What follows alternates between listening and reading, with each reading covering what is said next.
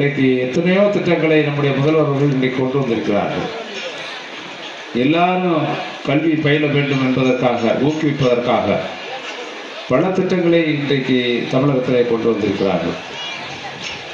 Corona காலத்திலே உங்களுக்கே தெரியும், இங்கே இருக்கின்ற மாணவ மாணவியர்களுக்கு இல்லம் தேடி கல்வி, எண்ணும் எழுத்தும், இப்படி எண்ணற்ற திட்டங்களை ஒவ்வொன்றாக இன்றைக்கு புதுமை பெண் திட்டம், தமிழ் புதல்வன் திட்டம், இப்படி ஏராளமான திட்டங்களை பள்ளி கல்விக்காக கிட்டத்தட்ட இதுவரை வரலாற்று இல்லாதவர்களுக்கு நான் குறிப்பாக சொல்கிறேன். எங்கள் மாணவ மாணவர்களாக இருக்கு, உங்களுடைய கல்விக்கு மட்டும் நம்முடைய முதலமைச்சர் காலை உணவு திட்டத்திலேருந்து ஒதுக்கி இருக்கிற பணம் கிட்டத்தட்ட எனக்கு கரெக்டாக தெரியல, 47,000 கோடி.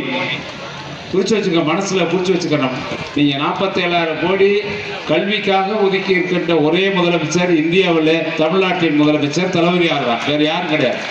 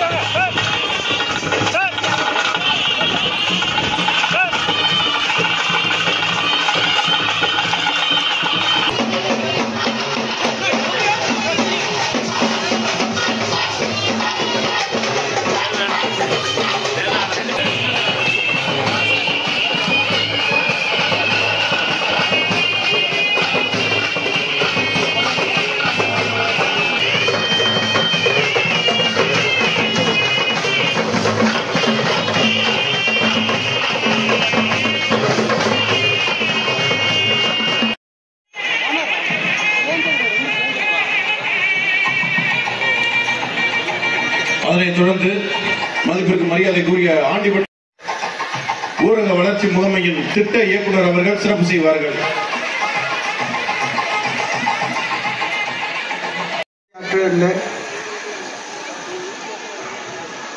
பெரும் மதிப்பிற்குரிய மரியாதைக்குரிய உரிய மாண்புமிகு சின்ன பசங்க எல்லாம் வந்திருக்காங்க. அவங்க சில டைம் படித்தாலும் சரி, ஓகே, இந்த மாதிரி மேஜிக் ட்ரிக்ஸ் பண்ணிக்கலாம்.